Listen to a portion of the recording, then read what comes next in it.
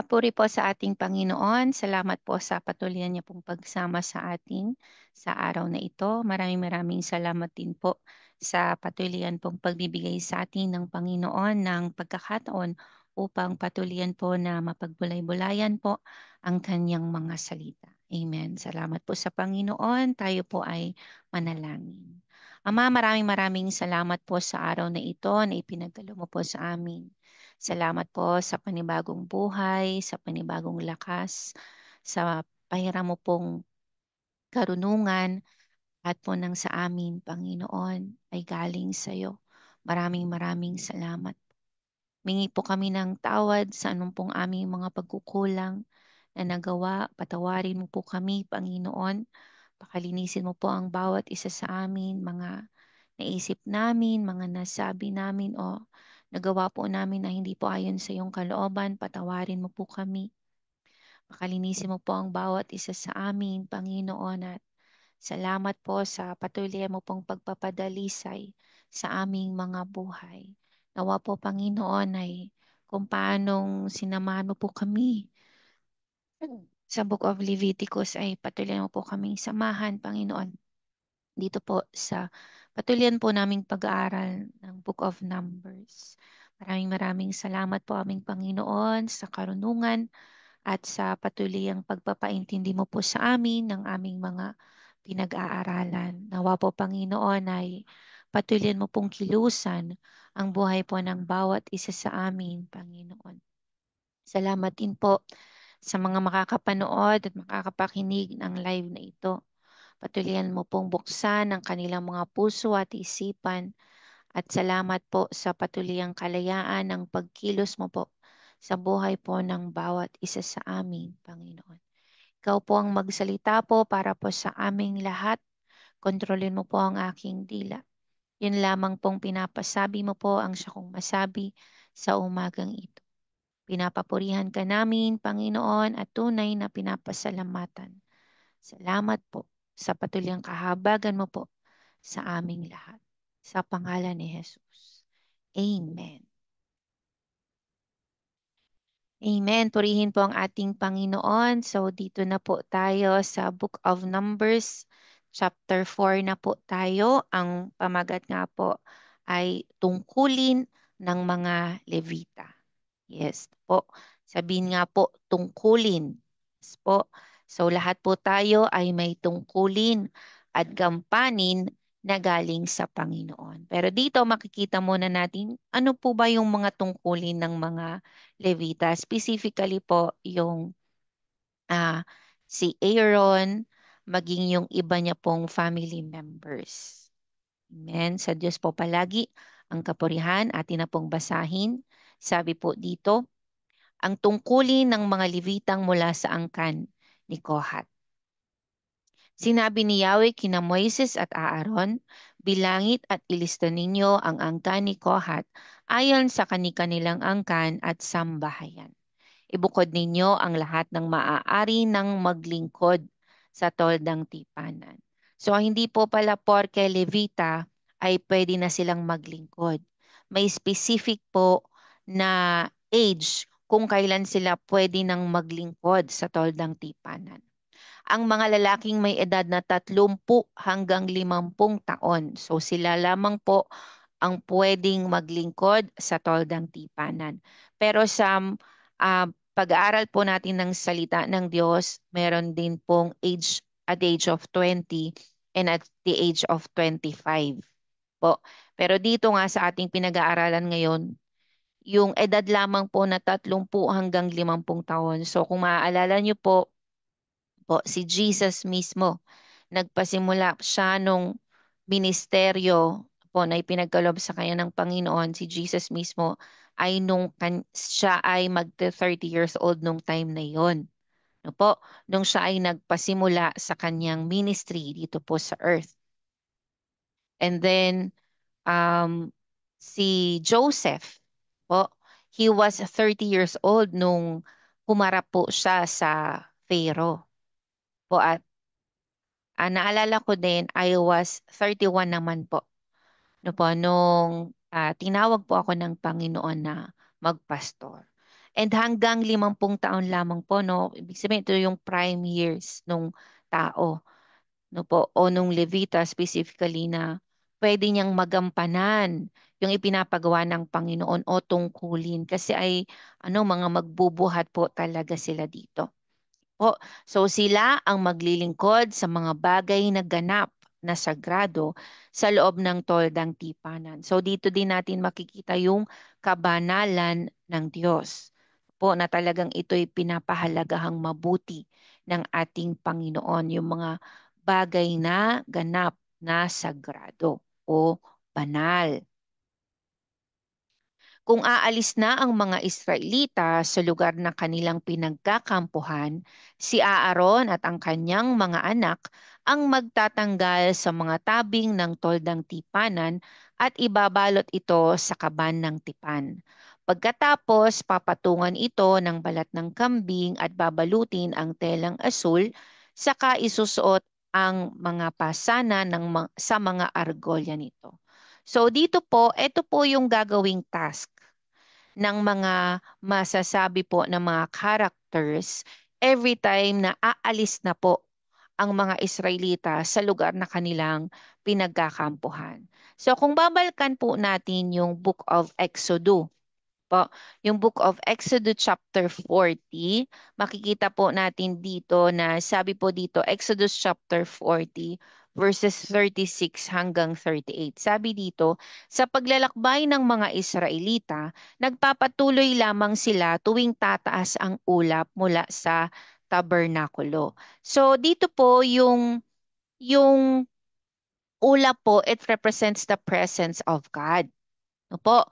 So, kapag po ito'y nasa taas, ibig sabihin, pwede nang magpatuloy o pwede nang umalis yung Israelita sa kanilang pinagkakampuhan. Every time po natataas yung ulap. Pero every time po na hindi po tumataas yung ulap, ibig sabihin, they should stay at that place po. So, ibig sabihin, no po, na kapag tumaas po yung ulap, kapag aalis na po yung mga Israelita, tataas na po yung ulap. So, ibig sabihin, pwede nang makapasok. Di po ba? Kasi kung matatandaan po natin yung mga inaral natin, di po ba? Hindi po pwedeng makapasok sa dakong kabanal-banalan or most holy place yung saserdote po, yung pangkaraniwang saserdote. Dapat siya ay ang pinakapunong saserdote nung panahon niya, nung panahong iyon. Po, dapat siya yung pinakapunong saserdote. And once a year lamang po sila nakakalapit sa most holy place, which is nandun yung presensya ng Panginoon, dun sa toldang tipan. Pero ito po ay exemption sa rule. Kasi nga, aalis ng mga Israelita eh. So kapag taas ng ulap, which represents the presence of God, pwede nang makapasok si Aaron at ang kaniyang mga anak. Specifically, sila lamang po ang pwede na magtanggal ng mga tabing ng toldang tipanan. Okay po? Sila lamang po. Again, sila lamang po ang naka-assign na gawin ang mga bagay na ito. Si Aaron at ang kaniyang mga anak. Ano po? Okay po. So ito pa po ang kanilang gagawin. Ang mesang lalagyan ng handog na tinapay kasi ito po yung mga sagrado po, mga banal na bagay po. Po, ito pong mga bagay na itong mga mesa, itong mga tabing, no po, ay ito po yung mga ginagamit po sa dakong banal at dakong kabanal-banalan po. Kaya ang mga dapat lamang pong mag-ayos nito, maglikom nito, ay ang mga anak ni Aaron at maging si Aaron. Po, basahin po natin. Sabi, ang mesang lalagyan ng handog na tinapay ay lalatagan naman ng asul na tela. Saka ipapatong sa ibabaw nito ang mga plato, mga lalagyan ng insenso, mga mangkok at mga pitsil. Hindi na aalisin ang tinapay na handog na naroroon. Pagkatapos, tatakpan ang lahat ng ito ng pulang tela at ng balat ng kambing. Saka isusuot sa mga argolya ang mga pasanan. Ang ilawan, pati ang mga ilaw, pang-ipit, sisidlan ng abo, at ang mga sisidlan ng langis ay babalutin din ng telang asul at ng balat ng kambing, kasama ang lahat ng kagamitan at saka ilalagay sa sisidlan. Kita niyo po kung paano po nila pinahalagan yung bawat bagay na nandito po sa toldang tipanan kasi ito po ay ganap na sagrado. And again, ang pwede lamang pong maglagay nito sa mga sisidlan, mag-ayos po nito at ay si Aaron at ang kaniyang mga anak. Ang altar na ginto ay tatakpan din ng asul na tela at babalutin ng balat ng kambing saka isusuot sa mga argolya ang mga pasanan nito. Ang iba pang kagamitan sa toldang tipanan ay babalutin ng telang asul saka tatakpan ng balat ng kambing at ilalagay sa sisidlan. Ang abo sa altar ay aalisin bago ito takpan ng damit na pula. Pagkatapos ipapatong dito ang mga kagamitan sa altar tulad ng mga kawali, panusok, pala at palanggana.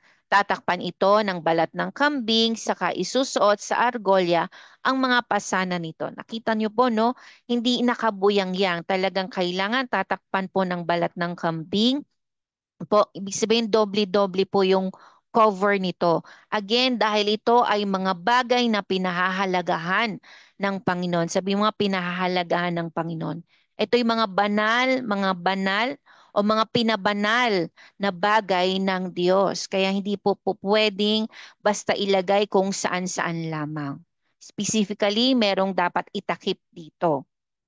Po, at meron din kailangang paglagyan sa mga ito. Kapag ang toldang tipanan at ang lahat ng kagamitan dito ay naibalot na ni na Aaron at ng kanyang mga anak, ang lahat ng ito ay dadalhin ng mga anak ni Kohat. So kapag nabalot na po ito, saka lamang po darating yung mga anak ni Kohat para sila naman ang gumanap ng kanilang mga tungkulin. Again, sabihin mo nga po, tungkulin. Yan. Ngunit huwag nilang hahawakan ang mga sagradong bagay sapagkat mamamatay ang sino mang humawak sa mga sagradong kagamitang ito. Kung mapapansin niyo po, merong nakalagay na argolya. Yun po kasi yung doon lamang sila dapat humawak. Isusuot sa argolya ang mga pasana nito. Po. So doon lamang sila pwedeng humawak. Hindi nila pwedeng hawakan mismo yung mga bagay na pinabanal ng Diyos. Po, kundi meron silang specific na pwede lang hawakan. Kasi kapag hinawakan nila, literally, yung mga bagay na ginagamit sa toldang tipanan, pwede silang mamatay. Po. And ang ibig sabihin po dito ay talagang agad na kamatayan po. Hindi yung mamaya, hindi yung bukas pa, hindi po. The moment na hawakan nila ang ganap o banal na bagay na ginagamit sa loob ng toldang tipanan, mamamatay sila agad-agad. Po. Ito ang mga tungkulin ng mga anak ni Koha tuwing ililipat ang toldang tipanan. Si Eleazar na anak ni Aaron ang mangangalaga sa langis para sa ilawan sa insenso, sa karaniwang handog na pagkaing butil at sa langis na pantalaga. Siya rin ang mamamahala sa buong toldang tipanan at sa lahat ng kagamitan dito. So si Eleazar po ang pinaka mamamahala sa buong toldang tipanan maging yung mga kagamitan dito. So iba-iba po ang kanilang tungkulin. Ano nga po? Sinabi ni Yahweh kina Moises at Aaron, huwag ninyong pababayaang mapahamak ang sambahayan ni Kohat sa paglapit nila sa mga ganap na sagradong kasangkapan para hindi sila mamatay. Ituturo sa kanila ni Aaron at ng mga anak nito kung ano ang dapat nilang dalhin at kung ano ang dapat nilang gawin.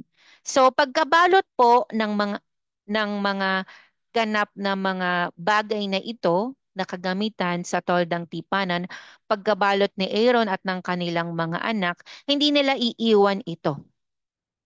Andun pa rin sila. Po. Pero ang mga magdadala nga po nito ay ang sambahayan po ni Kohat. Po. So, ngunit huwag na huwag silang papasok upang tignan kahit sandali lang ang mga sagradong bagay doon sapagkat tiyak na mamamatay sila sa sandaling gawin nila iyon. Po, kitang-kita po natin na talagang yung mga bagay po na pinabanal ng Diyos ay kailangan po talagang pakaingatan. Sabi nga, pakaingatan. Amen. So ito naman po yung mga tungkulin ng mga Levitang mula po sa lahi ni Gershon. Sinabi ni Yahweh kay Moises, bilangin at ilista mo rin ang mga anak ni Gerson ayon sa kanikanyang angkan at sambahayan. At ilista mo ang lahat ng lalaking maaaring maglingkod sa toldang tipanan mula sa edad na 30 hanggang 50. Po. So again, yung mga bibilangin lamang po na mga o ililista din ni Moises, no po, mula po sa angkan o anak ni Gerson ay yung mga edad lamang po na nasa 30 hanggang 50. So sila lamang po ang mga lalaking pwedeng maglingkod sa toldang tipanan. So po, no po. So ito ang tungkuling ibibigay mo sa kanila. Dadalhin nila ang mga balat na asul at ang balat na yari sa balahibo ng kambing at mga mainam na balat na itinatakip sa toldang tipanan at ang tabing sa pintuan nito. Ang mga tali at balat na nakatabing sa bulwagan sa paligid ng tabernakulo at ng altar. Ang tabing sa pasukan ng bulwagan at ang lahat ng kagamitang kasama nito. Sila rin ang gaganap ng lahat ng gawaing kaugnay sa mga bagay na ito. Ang lahat ng gagawin ng sambahayan ni Gerson ay pamamahalaan ni Aaron at ng kaniyang mga anak. Ikaw ang magtatakda ng dapat nilang gawin. Ito ang magiging gawain ng mga anak ni Gerson sa pangangasiwa ni Itamar na anak ni Aaron. Po. So, di po ba si Eleazar po yung tagapangasiwa sa buong toldang tipanan at sa mga dapat ditong gawin. So, pero yung mga, every time na gaganap yung mga anak ni Gershon, ay naandun specifically dapat si Itamar. Po, yes, nasa pangangasiwa sila ni Aaron at ang kanilang mga anak, pero specifically, ito po ay ayon sa pangangasiwa ni Itamar, anak po ni Aaron. Ito naman po ang mga tungkulin po ng mga Levitang mula po sa lahi ni Merari. Pilangin at ilista mo rin ang mga anak ni Merari ayon sa kanilang angkan at sambahayan. At ilista mo ang mga lalaking maaari nang maglingkod sa toldang tipanan, ang mga may edad mula sa 30 hanggang 50 taon. Again, 30 to 50 years old lamang ang pwedeng ilista po dito ni Moises. Sila lamang po ang Levitang maaaring maglingkod sa toldang tipanan mula po sa mga anak ni Merari. Ito naman ang dadalhin nila bilang paglilingkod sa toldang tipanan, ang mga haliging pahalang at patayo, mga patungan ng haligi, ang mga haligi ng tabing sa paligid ng bulwagan, pati mga patungan niyon, mga tulos, mga tali, at ang lahat ng kagamitang kasama ng mga ito. Sasabihin mo sa kanila kung ano-ano ang kanilang dadalhin. Ito ang tungkulin ng mga anak ni Merari patungkol sa toldang tipanan. Gagawin nila ito sa pangangasiwa ulit po ni Itamar na anak po ni Aaron. So ito po yung mga talaan ng mga Levita. Ito po yung mga nailista po ni Moises no po, na mga pinalista po ayon sa utos po ng ating Panginoong si Yahweh. So ang mga anak ni Kohat ay nilista nga ni na Moises at Aaron sa tulong ng mga pinuno ng Israel. Ang nailista nila na makakapaglingkod sa toldang tipanan mula sa 30 hanggang 50 taon ayon sa kanilang sambahayan ay umabot sa 2,750. Ito ang bilang ng mga anak ni Kohat na naitala ni na Moises at Aaron bilang pagsunod sa utos ni Yahweh. Ang mga ito ay tumulong sa paglilingkod sa toldang tipanan. So sila po ang mga tutulong every time na aalis po sa pinagkakampuhan ang mga Israelita. Ito po specifically ang kanilang gagawin, paglilingkod sa toldang tipanan.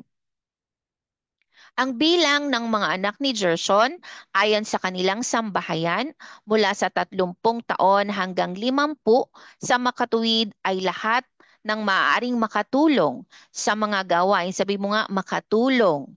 Yes, or makatuwang. No po? Sa mga gawain sa toldang tipanan ay umabot po sa 2,630. Ito ang bilang ng mga anak ni Gershon na naitala ni na Moises at Aaron bilang pagsunod sa utos ni Yahweh. Ang mga ito ay tumulong sa paglilingkod sa toldang tipanan.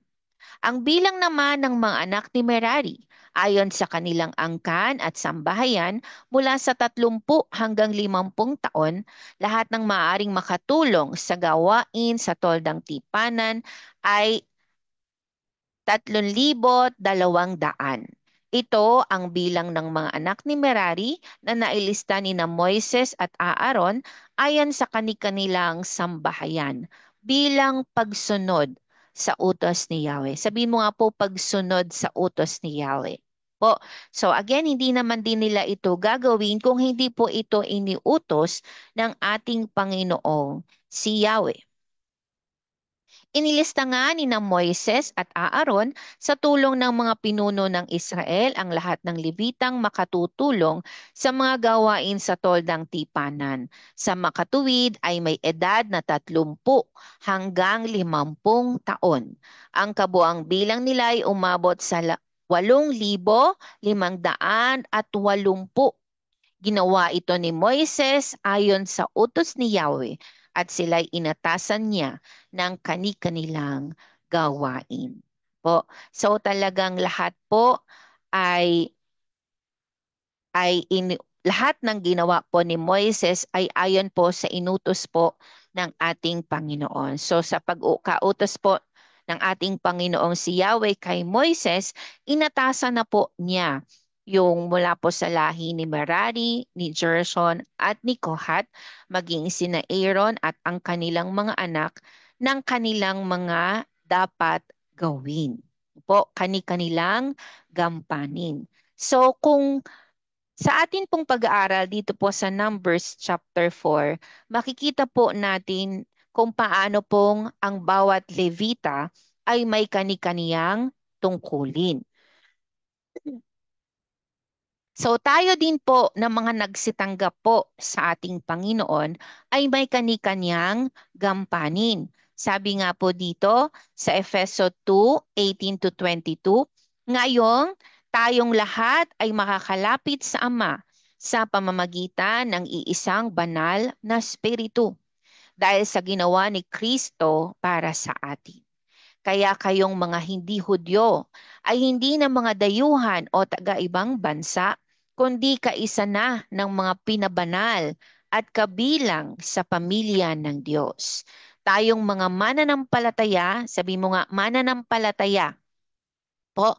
So tayong mga mananampalataya ay katulad ng gusali. So hindi po tayo hindi po tayo yung building, no po. Kundi sabi katulad ng gusali na ang mga haligi ay ang mga apostol at mga propeta at ang pundasyon ay si Kristo Jesus. So tayo po yung church na tinatawag po. We are the church of Christ. Okay po.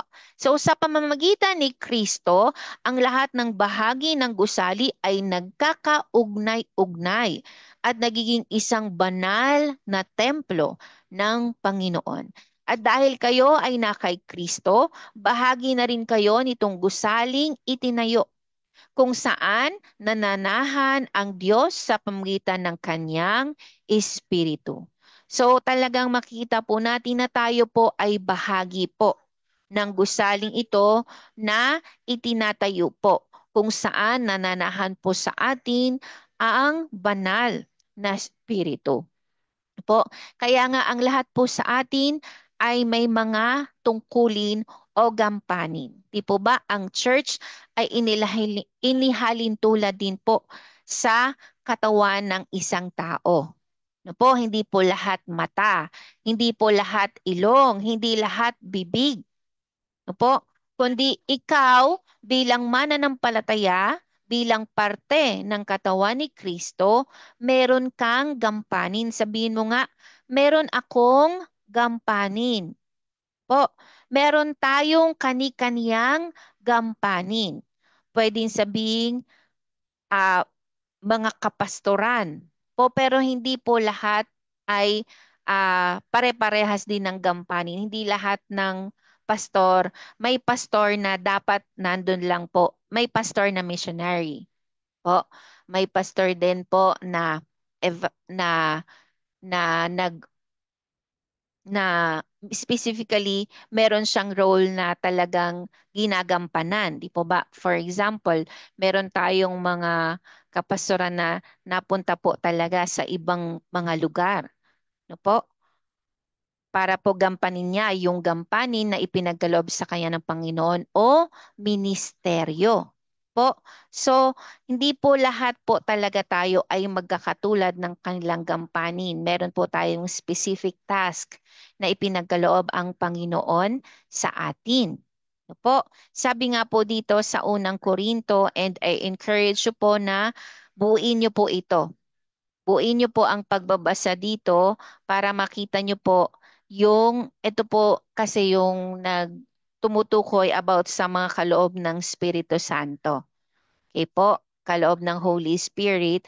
At ito po ay hindi po natin ginusto, kundi ang may gusto po ng mga task na ito ay ang Holy Spirit po mismo. Siya po yung nagbigay po nito sa atin. Ayon po sa kagustuhan ng banal na Espiritu Santo. Sabi nga dito, iba't iba ang mga spiritual na kaloob, ngunit iisa lamang ang espiritong nagkakaloob ng mga ito. Iba't iba ang paraan ng paglilingkod, ngunit iisa lamang ang Panginoong pinaglilingkuran. Sabihin mo nga, iisa lang ang Diyos na pinaglilingkuran. Iba't iba ang mga gawain, ngunit iisa lamang ang Diyos na kumikilos sa mga taong gumagawa ng mga iyon. Para sa ikabubuti ng lahat, ang bawat isa'y binibigyan ng patunay na nagpapakitang excuse me po. Ang bawat isa'y binibigyan ng patunay na nagpapakitang nasa kanya ang Espiritu. Po. So again, ito pong mga spiritual gifts na to ay hindi po dapat ipagmalaki. Bagkus ito po kasi ay nagpapatunay o nagpapakita na nasa atin po talaga ang Espiritu ng Diyos. Okay po, lahat po ng mga spiritual giftings po na yan, yan po ay galing sa Panginoon. Ipinagkaloob niya po yan sa atin para po magampanan po natin, para po magawa po natin yung ipinapagawa po ng Diyos sa atin. Kaya po yan ipinagkaloob ng Holy Spirit po. So nawa ay nagagampanan po talaga natin. So hindi lahat ay musician talaga. Hindi lahat singer. Hindi lahat ay prayer warrior, di po ba? Hindi po lahat ay ah, tawag dito, missionary. Hindi po lahat ay evangelist, hindi lahat ay prophets. Po, hindi lahat ay talagang nabiyayaan ah, ng skills sa mga bagay-bagay, no po, kundi talagang kung ano po ang gusto ng Holy Spirit na atin pong gampanan, yun po ang ipapagaloob niya sa atin na kaloob. Kaya nawa ay alam natin kung ano ang kaloob na ipinagkaloob sa atin ng Panginoon o ng banal na Espiritu Santo, no po, para po doon po tayo lumakad. No po? Para hindi po tayo nangangapa-ngapa o kung ano-ano lang ang ating ginagawa. Nawa ay talagang kung saan ka tinawag ng Diyos, kung saan ka nilagay ng Diyos, ayun talaga yung ginagampanan mo ngayon. Hindi lang sa dahil yan ang gusto mo, kundi ang pinakamahalaga ay yan yung gusto ng Diyos para sa iyo, para iyan yung gampanan mo po. So, tulungan tayo ng Panginoon na malaman po natin yon. At kung hindi po natin alam, let's just continue to ask the Holy Spirit. Amen? Purihin po ang ating Panginoon. Salamat po sa Panginoon sa ating mga natutunan sa araw na ito na tayo pong lahat po talaga ay may kani-kaniyang gampanin o may kani-kaniyang tungkulin o assignment mula po sa ating Panginoon upang patuloyan po natin siyang mapaglingkuran. Amen? Purihin ang ating Panginoon. Gawin po natin yung dapat po nating gawin na ipinag-uutos ng Panginoon. Purihin ang ating Diyos na makapangyarihan sa lahat. Tayo po ay manalangin. Ama, maraming maraming salamat po sa Numbers chapter 4 na patuloy ang nagpapaintindi at nagpapaunawa sa amin na meron pong iba't ibang tungkulin kang ibinigay sa amin. Hindi lahat ang pastor ang gaganap, kundi talagang merong mga katuwang ang isang pastor sa kanilang mga gampanin or sa isang ministry o ministeryo na ipinagkaloob mo ay talagang meron kang mga ipinapadalang tao para makatuwang ng mga inuutusan mo po. Like Moises, Lord, ibinigay mo si Aaron, maging ang kanyang mga anak, maging yung pamilya po ni Gershon, yung pamilya po ni Merari at ni Kohat, para makatuwang sa pinapagawa mo po kay Moises. Nawa, Panginoon, sa amin po sa aming kapanahunan ngayon, nawa talagang magampanan po namin yung mga ipinapagawa mo sa amin, maging katuwang kami, Panginoon, maging kagaanan kami sa ministeryo na ipinagkaloob mo po sa aming mga kapastoran. Tulungan mo po kami, Panginoon, na huwag kaming maging pabigat, kundi isa kami sa makibuhat sa ipinapagawa mo po sa aming mga pastor, saan mo man po kami inilagay na fellowship.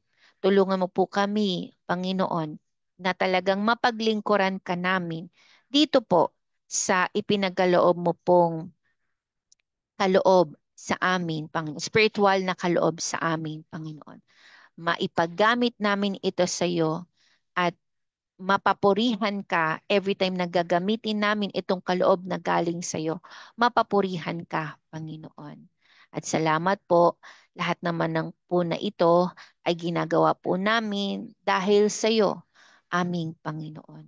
Tulungan mo po kami na pahalagahan po namin ang bawat regalo mo po sa amin at magampanan po namin ito ng tama at ayon po sa iyong kalooban. Salamat po sa pagtitiwalang ito na ipinagkaloob mo po. Salamat po, pinagkatiwalaan mo po ang isang tulad namin, Panginoon. Maraming maraming salamat po na patuloy mo pong pinapaging dapat kami sa mga tungkulin na iniatang mo po sa amin. Thank you for these skills, Lord, sa karunungan, sa lahat po ng mga provision mo po para magampanan namin ang mga tungkuling ito. Maraming salamat po. Maraming salamat din po sa mga taong pinapadala mo para ma magawa namin itong ministeryong ito na ipinagkaloob mo sa amin. Salamat po sa kanikanya naming asawa, maging sa aming mga anak na ipinagkaloob mo din para magampanan namin ang tungkuling ito na iniatang mo sa amin, Panginoon. Salamat po. Magpadala ka po. Magpadala ka pa po ng mga taong makakatuwang namin sa ministeryong ito, aming Panginoon. Maraming maraming salamat po sa buhay po ng bawat isa na patuloy ang nagnanais na magampanan ang kanilang tungkulin, Panginoon, ayon sa utos mo po sa buhay po ng bawat isa sa amin. At kung hindi pa po namin nagagampanan yung mga bagay po na ipinagkaloob mo sa amin.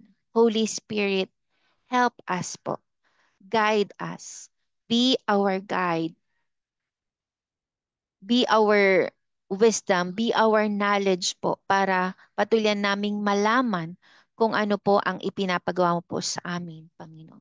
Yun lamang pong ipinapagawa mo po ang nais naming pagampanan. At sa lahat ng ito, Panginoon, mapapurihan ka po, mapaluguran ka po, mapasaya ka namin, aming Panginoon. Patawarin mo po kami na ginagawa namin ang lahat ng bagay. Maging yung mga bagay na hindi mo na ipinapagawa, patawarin mo po kami, aming Panginoon. Salamat po, nawa ay maintindihan namin na lahat kami ay may tungkulin. At hipuin mo po ang puso ng lahat ng iyong mga anak na gampanan po nila ang kanilang mga tungkulin, Panginoon. Kahabagan mo po kaming lahat.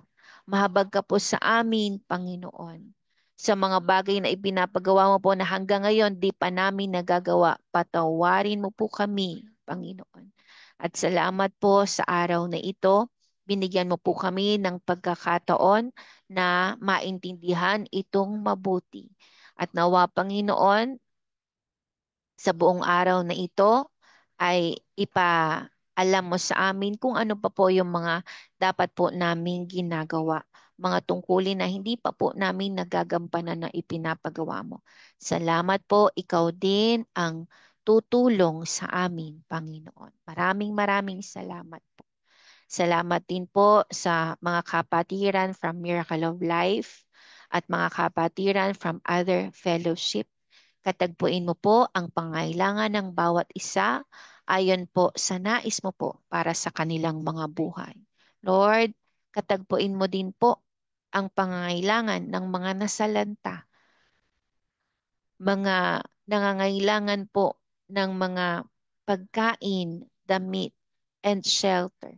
Mahabag ka po sa kanila, Panginoon. Sila po na nakakaranas ngayon ng bagyo, Panginoon. Mahabag ka po sa kanilang mga kahabagan mo po, Panginoon, ng aming bansa, ang mga government officials. Mahabag ka po, Panginoon.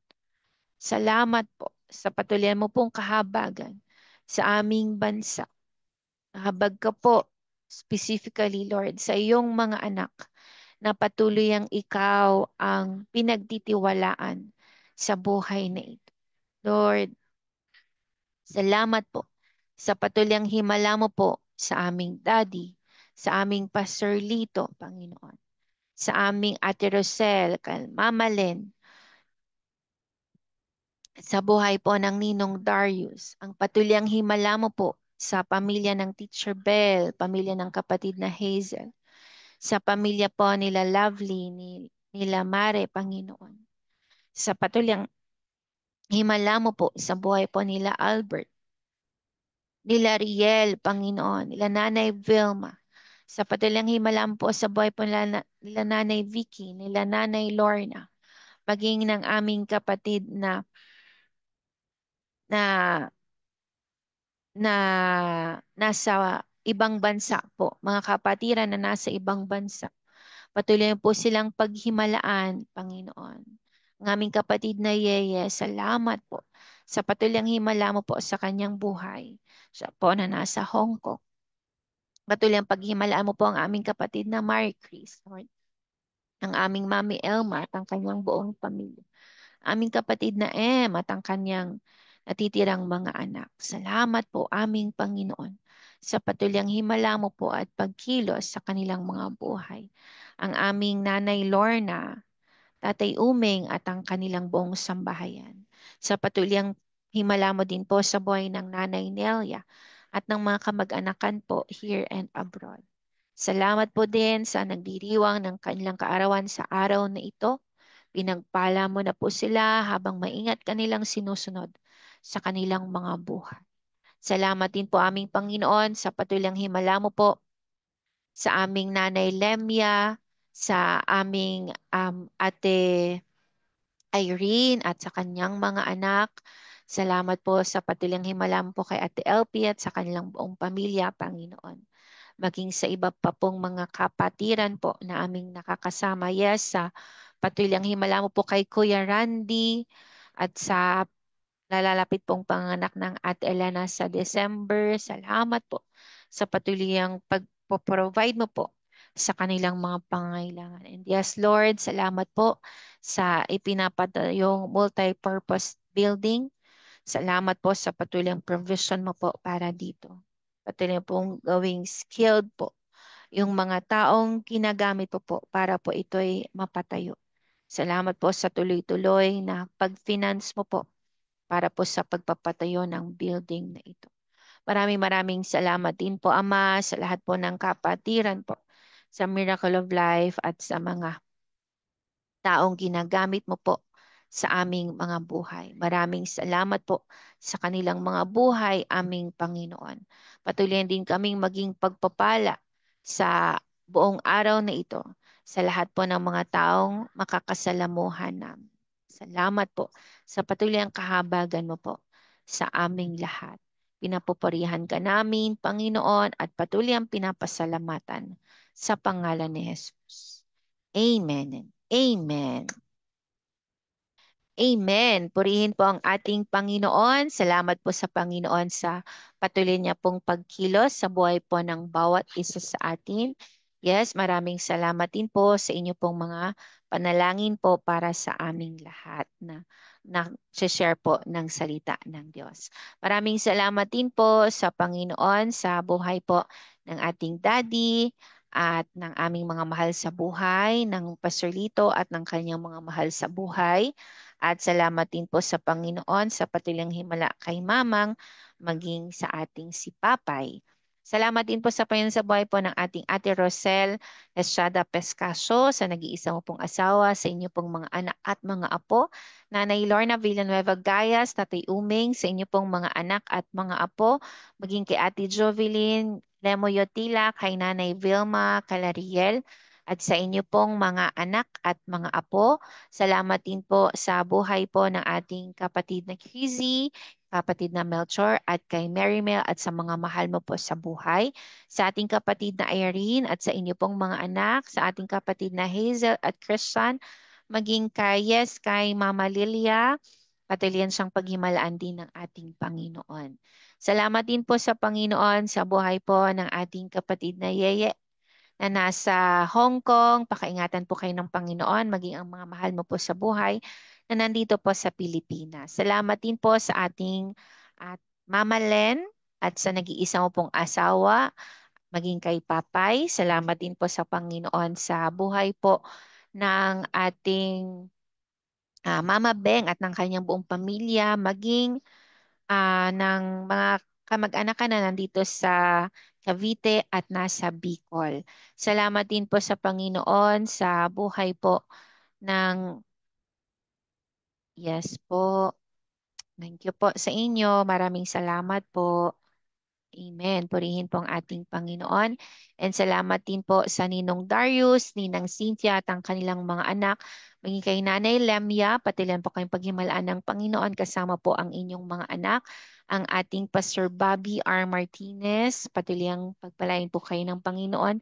Maging ang ministeryo na ipinagkaloob niya po sa inyo. Araw-araw po ito at 7:30 a.m. And lobin ng Lord na magsama-sama po tayong manalangin mamayang gabi at 7 p.m. Palagi po sa Diyos ang kapurihan.